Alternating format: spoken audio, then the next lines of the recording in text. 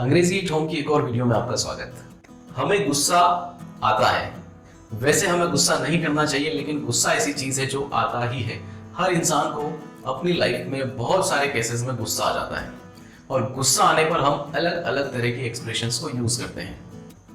लेकिन अब हमें अगर इंग्लिश में ऐसी एक्सप्रेशन बोलनी हो जब हमें गुस्सा आ जाए, या गुस्सा आने के बाद हमें कैसी एक्सप्रेशंस बोलनी है, तो आज की वीडियो आपको ऐसे ही एक्सप्रेशन सिखाने वाली है जो आप अंग्रेजी में गुस्सा आने के बाद यूज कर सकते हैं। जी हाँ, आप वहां पर यूज कर सकते हैं जब भी आपको कहना हो आई गॉट एंग्री, या फिर आपने मूवी में भी सुना होगा डोंट एंग्री मी, मुझे गुस्सा मत दिलाओ, या फिर आई गॉट एंग्री, मुझे गुस्सा आ गया।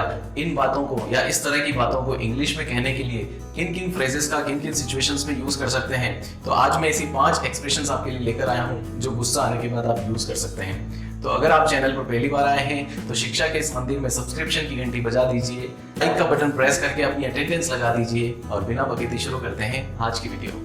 तो मैं आपको बताने वाला हूँ 1 by 1 सिचुएशन वाइज ऐसे जो आप यूज करेंगे गुस्सा आने पर। तो सबसे पहली मेरी जो सिचुएशन है जो मुझे बहुत ज्यादा अनॉय करती है, मुझे बहुत ज्यादा गुस्सा दिलाती है, वो है जब कोई मुझे गुस्सा दिलाने की कोशिश करता है।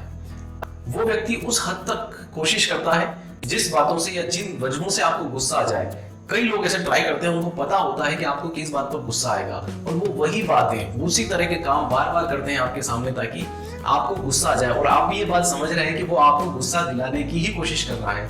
तो ऐसे में आप उससे कहते हैं कि तुम मेरे गुस्से को निमंत्रण दे रहे हो, यानी कि तुम मेरे गुस्से को बुला रहे हो। इस बात को आप अंग्रेजी में कहेंगे you are rubbing me up. यहाँ पर रब अप एक फ्रेजल वर्ब का यूज हुआ है, मतलब किसी को रगड़ रगड़ के उसको गुस्सा दिलाना, यानी कि उसको इतना रगड़ना कि उसे गुस्सा आ जाए। रगड़ना इन द सेंस उसको छेड़ना, उससे इस तरह की बातें करना कि उससे उसको गुस्सा आ ही जाए। और लास्ट में जब आपको आपके साथ कोई इस तरह की हरकत करे और जब आपको गुस्सा आ जाए तो आप उससे कहिए you are rubbing me up. इसी तरीके से अगर आपको गुस्सा आने के बाद इसको यूज करना है तो आप बोल सकते हैं आई एम रब्ड अप। अब मुझे गुस्सा आ चुका है, आई एम रब्ड अप। ये जो एक्सप्रेशन है आप यूज कर सकते हैं जब आपको कोई उकसाने की कोशिश करे, जब आपको कोई गुस्सा दिलाने की कोशिश करे। गाइस, कई बार गुस्से की सीमा इतनी बढ़ जाती है, आप चीजों को अवॉइड करते हैं, बहुत ज्यादा अवॉइड करते हैं। आपको कोई अनॉय करने की कोशिश कर रहा है, आप उसे अवॉइड करते हैं कि चलिए होगा, जाने देते हैं इसे। लेकिन वो इस बात को समझता ही नहीं है, वो कंटिन्यू चाहता है कि आपको गुस्सा आए, वो कोशिश ही ये कर रहा है कि आपको गुस्सा आ जाए। तो जब आपकी सीमा इतनी लेवल तक बढ़ जाए, जब आपकी सब्र से वो चीज बाहर हो जाए, यानी कि आप उसको आप सहन नहीं कर सकते, ऐसी सिचुएशन में आप कहते हैं कि बस अब मैं फटने वाला हूं, यानी कि गुस्सा आपका इस लेवल तक पहुंच चुका है कि अब बस आप फटने ही वाले हैं। ये जो फटने का सेंस होता है, इस बात को आप बोल रहे हैं, इसका मतलब कि आपके गुस्से का लेवल बहुत ऊपर तक जा चुका है। तो जब आप बोलते हैं कि बस अब मैं फटने ही वाला हूं, इस बात को आप अंग्रेजी में कहेंगे I am at the end of my tether. I am at the end of my tether, यानी कि जो मेरा टेथर है उसके एंड तक पहुंच गया हूं, मैं फटने ही वाला हूं, अब मेरे सब्र की सीमा खत्म हो चुकी है। तो ये बात आप बोलेंगे जब आपका गुस्सा उस लेवल तक पहुंच जाए जब आप गुस्से से फटने वाले हैं। तो गुस्से से फटने के लिए कहते हैं end of the tether. Guys, जैसे हम फ्रेजल वर्ब रब अप का यूज करते हैं, वैसे ही एक और फ्रेजल वर्ब है रायल अप। रायल अप का भी आप यूज कर सकते हैं जब आपको कोई उकसाने की कोशिश करता है। तो जब इस तरीके से कोई आपको छेड़े तो आप उसे कह सकते हैं you are riling me up. Riling me up यानी कि रायल अप का मतलब होता है आप मुझे उकसा रहे हो, मेरे गुस्से को बढ़ावा दे रहे हो, आप ऐसी हरकत कर रहे हो जो मैं सहन नहीं कर सकता, मुझे गुस्सा आएगा ही।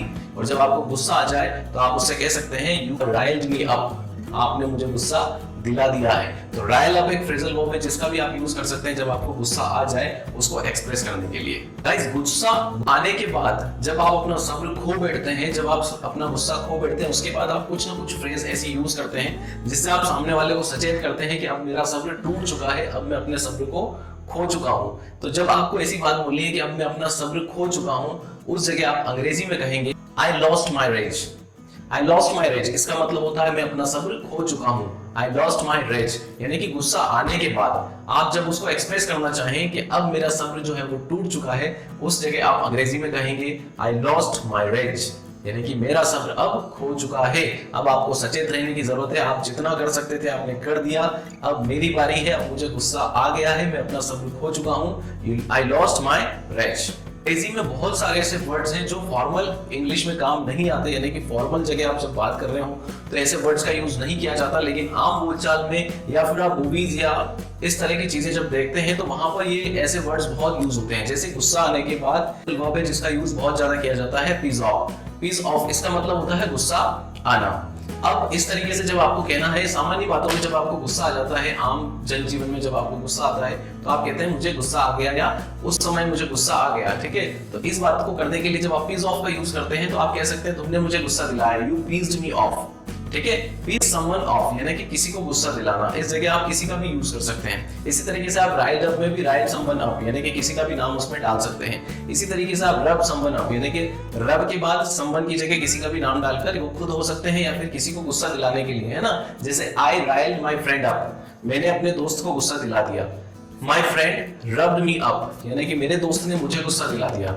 इस तरीके से आप किसी का भी नाम इसके अंदर यूज करके इन फ्रेजल वर्ब्स को यूज कर सकते हैं। तो पीस्ड ऑफ ऐसी वर्ड है जो आपको वैसे यूज नहीं करना चाहिए, लेकिन बीइंग ए टीचर मेरा एक फर्ज है कि मैं आपको सारी चीजें समझा दूं, यानी कि जब भी आपके सामने ऐसे वर्ड्स आए तो आप उनको समझ सके, उनका मतलब जान सके कि क्या होता है। वैसे तो पीस ऑफ एक ऐसा वर्ड है जिसको आप बहुत ज्यादा यूज होता है आज की डेट में। तो ऐसा गुस्सा आने के लिए नॉर्मली आप किसी भी फॉरेनर से बात करेंगे तो वो ज्यादा ही यूज करता है इस चीज का। तो पीस्ड ऑफ का मतलब होता है किसी को गुस्सा दिलाना है। गुस्सा आने के बाद पीस्ड ऑफ वर्ड का यूज किया जाता है।